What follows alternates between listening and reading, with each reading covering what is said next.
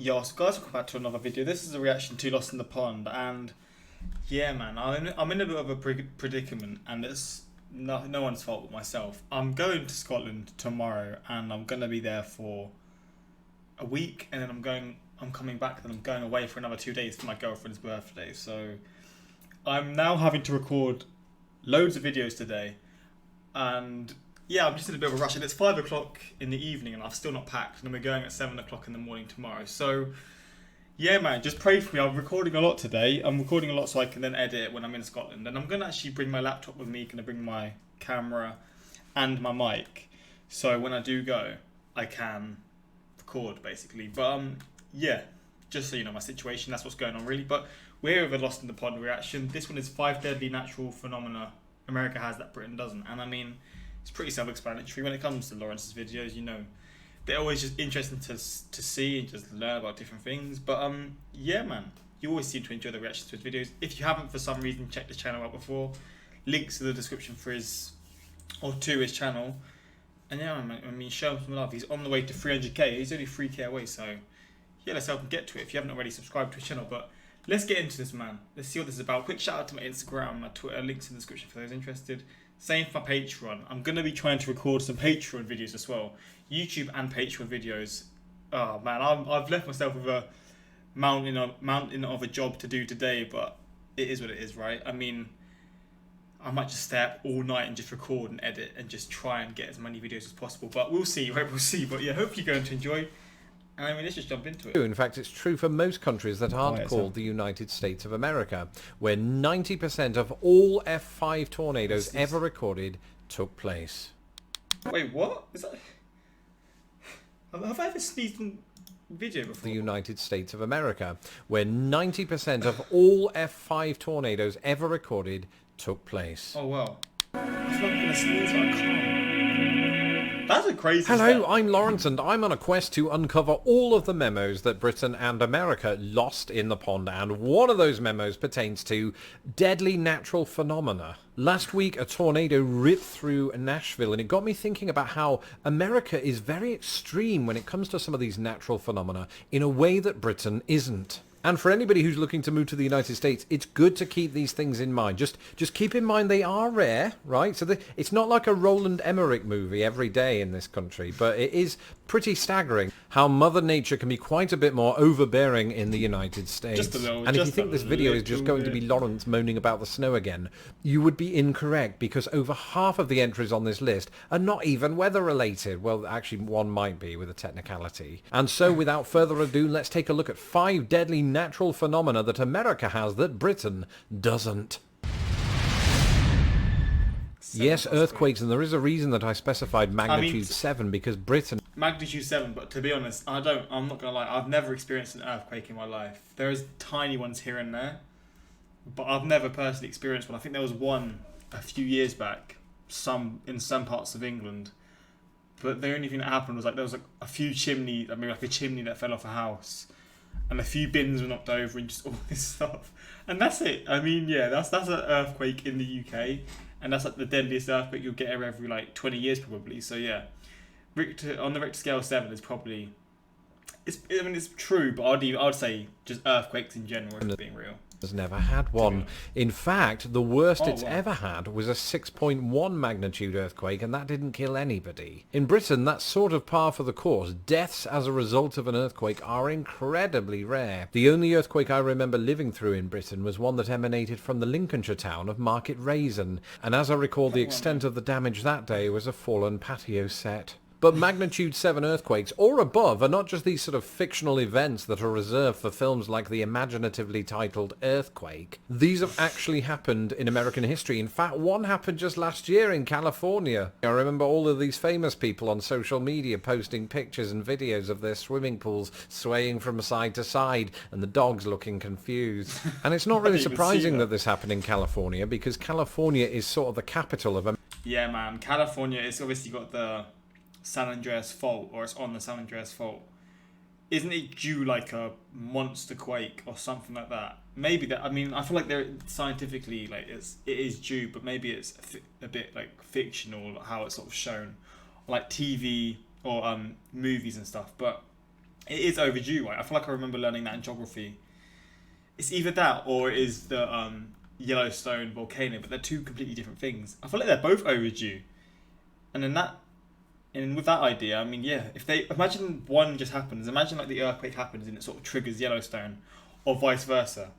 I don't know if they're close enough to do that, but you never know, man. You never know. Probably not, but... America's most deadly earthquakes. Indeed, the nation's most deadly earthquake occurred in 1906 in San Francisco, when a frankly astonishing 3,000 people perished amid a 7.9 magnitude earthquake. Now, it's like a bomb's been since that deadly earthquake in San Francisco, California has, of course, endured some terrible earthquakes in the century that has passed. It's also waiting, of course, for the so-called big one, which, you know, some people think is inevitable. Either way, once you get past all of these quakes and shakes, I am assured that California truly is the golden state. That is, once you've also got past these.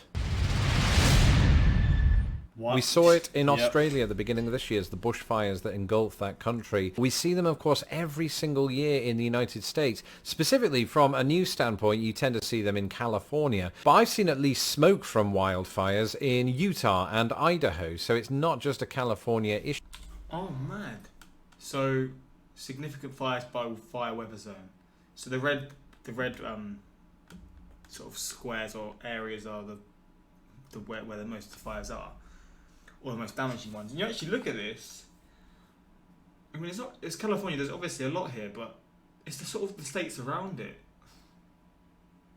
If we're being real.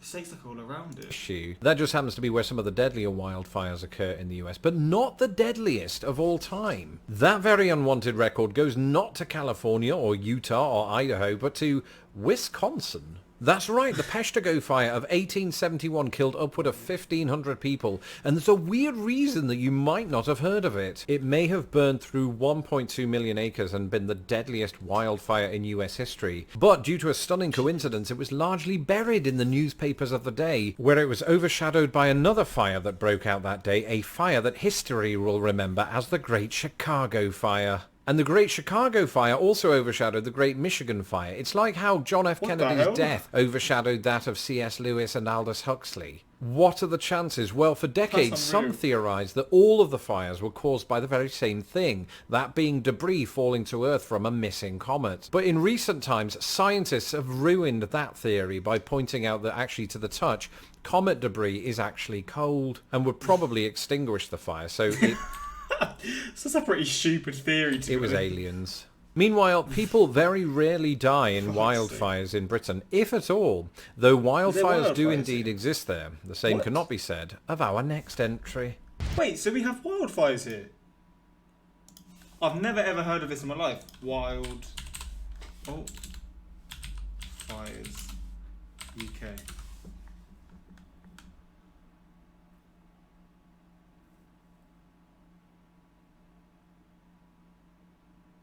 What? There was wildfires here. This is in winter. Wait, what? I'm so confused right now.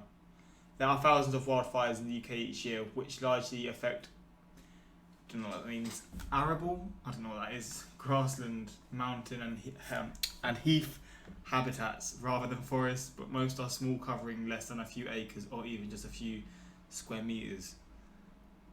What? How did this happen in like winter and like late winter and early spring, or spring, the whole of spring? I want to see it. I want to like click it. The 2019 UK United Kingdom wildfires were a series of wildfires that began on 26th of February 2019 and ended on the 18th of May 2019. The series of wildfires was considered unusual due to the fact that they took place early in the year. Yeah, like what? I'm so baffled right now. For those who don't care, I'm sorry. I've just had my mind blown. So wildfires in the UK.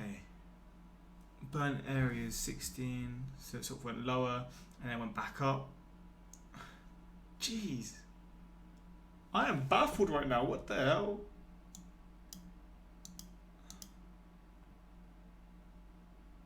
Jeez. Active volcanoes. Now we're getting into the kind of There's not. I don't think there's even a volcano here. I feel like I've been through this many times on the channel, but there isn't, is there? A phenomena that I've not seen with my own eyes, unless you include 1997's volcano or 1997's Dante's Peak. What are the chances that two very similar disaster movies would come out in the same year? Let's ask 1998's Armageddon and 1998's Deep Impact. But the truth of the matter is, volcano eruptions in the United States are not just works of fiction. You may recall recently that there was a volcano eruption in Hawaii, and don't get me started on Mount St. Helens. Actually do, because that represents the deadliest eruption in US history. In 1980, Mount St. Helens erupted, killing 57 people. And over the course of the next decade, it would see more and more eruptions. And this isn't surprising, because if you look at a map of the west coast of the United States, or just the west coast of the Americas in general, look at all those active volcanoes. So it's weird. It's just sort of like you've got the Andes Mountains here, the Alps. Not really in the Himalayas, actually. This is where the Himalayas is, right? I don't know what this is. Is this just... Are these some of these underwater volcanoes? What country is this again? Is this like Thailand? I'm not too sure. There's one in Australia. There's quite a few in New Zealand, to be honest. There's loads. Yeah, Japan's literally just volcanoes after volcanoes. Same as... Wait, is this Japan or is this Japan? This isn't... I don't even know. I don't know, to be honest. I think this is Japan. Yeah, geez, look how many there are. That is unreal, man. Is that Antarctica as well? Just a few there too. What the fuck? One in Spain, you got one. Obviously, Iceland is where most of them are in Europe are, and in Italy as well. Is this like Somalia? Because this is like Saudi Arabia and like Qatar's here and stuff. Is this like what, Ethiopia, Somalia? I think Somalia's here, so this might be Ethiopia. I think I don't actually know, but that's my geography coming into play. But yeah, man, this is a real interesting picture. Volcanoes, that's where they sit. I blame Pangea for breaking up, because it's enough to put me off moving to the Pacific coast. And if one of those blows, not even Pierce Brosnan can help me. Now, having looked at a map of all of the active volcanoes in the United States, here are all of the active volcanoes in Britain. That's right, there are precisely no active volcanoes in the entirety of Britain. The last volcanic eruption in Britain was 55 million years ago. So Britain is thankfully unlikely to match the death toll at Mount St. Helens. Unfortunately, our next entry far surpasses it. And it is quite interesting because obviously a lot of islands, small like, sort of island countries, like places like Iceland or New Zealand or like Japan, they're islands, and I always just thought like, well, because volcanoes sort of make land, etc. Hawaii as well, obviously it's not the same, but it's still volcanoes. It is the same actually, but I mean, yeah, they're like all based around sort of volcanoes, but then you just got the UK or England, which is just an island, but there's not any volcanoes that sort of form.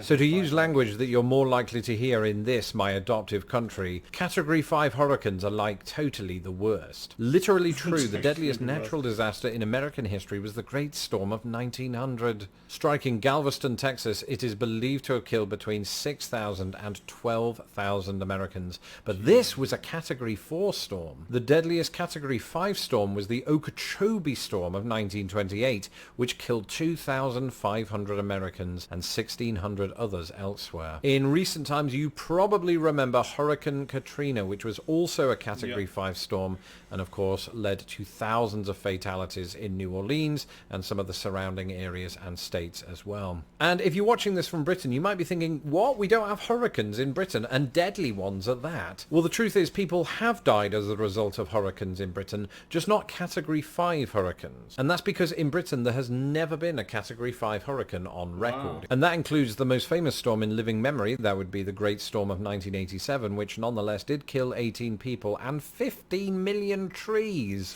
And all this after the weatherman Michael Fish reported that there wasn't going to be a hurricane, so we weren't prepared. Oh, thankfully it happened at night. Oh, mate, that sounds like a court case right so now. Most people were asleep in their soft beds. Same can't be said for the trees, which ironically did provide material for some of the bed frames. No, in Britain, hurricanes are sort of rare. We'll usually get what they refer to as the tail end of the hurricane. And speaking of tails...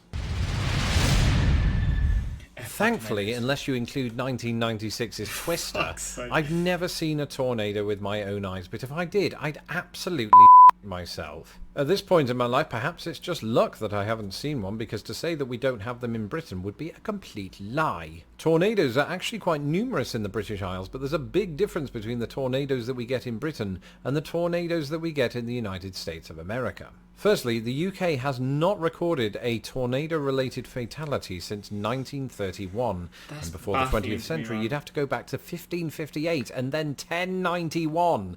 Historically, around only 12 people. How is there bloody reports from 1091?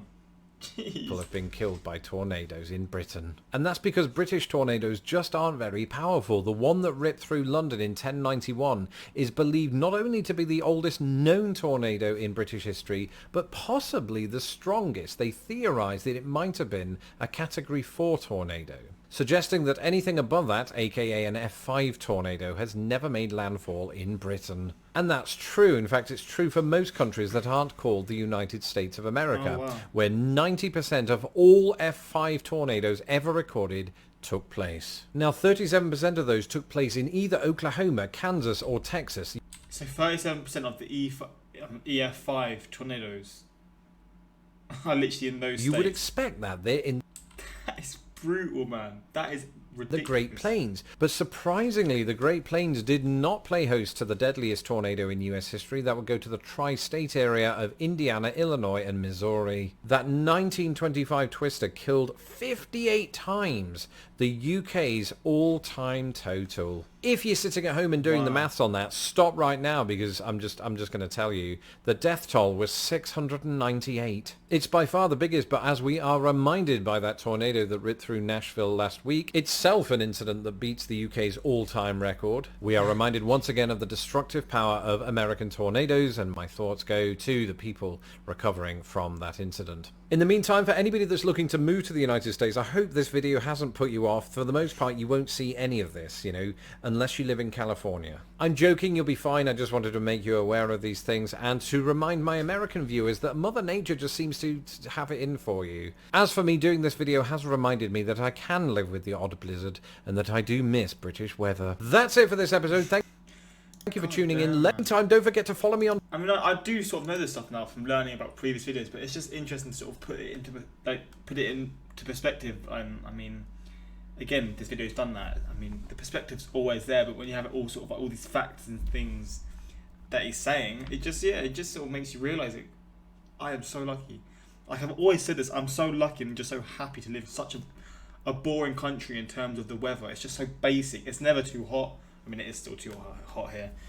We'll always find a way to complain, but what I'm saying is like, it's never too hot. Like I'll see comments of people seeing me complain. I'll be like, oh, it's so hot in my room. It's like 25 degrees, and they're like in Nevada, or California, or New Mexico, or wherever, and it's like 25 degrees is what they're praying for. They want a day where it's 25 degrees. They're like living 40 degrees plus every single day. Like, yeah, I couldn't do that. And just things like this make me realise, yeah, the UK might be boring with everything, but I'm just happy for it. Most of the time, sometimes you do want a bit of sun or, I don't know, just tropical weather, but you can't ask for it all, can you? When picking a place to live in America, you also have to pick the disaster you want to endure. It's a very good point. I've seen so many tornadoes, I can tell from the colour of the sky if one's coming. Wait till he learns that Yellowstone is a super volcano that is overdue for an eruption. Yes, so they're both overdue. Oh, mate. There could be a disaster on the horizon, man. Imagine one trick as the other. Just imagine that thought. Advice, if you buy a home in the Midwest, don't buy one without a basement. The insurance in the US must be crazy, man. Weatherman, everyone should stay inside. We are in a tornado warning. A tornado has been spotted. Midwesterners, time to go outside and take pictures. I'm not gonna lie, I don't know what I would do in like the case of a tornado. Like if I could see one, I feel like this my sort of where I am now. It would be quite safe because like a sort of a thick brick made home, and it's like a few apartments. So if worst came to worst, I could just sort of hide in the hallway. But I mean, yeah, man, it would be such an interesting thing to witness. a really crazy thing to witness. But yeah, hopefully you enjoyed this one. Let me know your sort of thoughts on this. And I mean, yeah, if you haven't already, subscribe to Lost in the Pond. Like I said, it's closing in on 300k. I'd appreciate you helping him get to it because he deserves it. And I mean, yeah, it'd just be cool. But yeah, until next time, like, subscribe. Peace.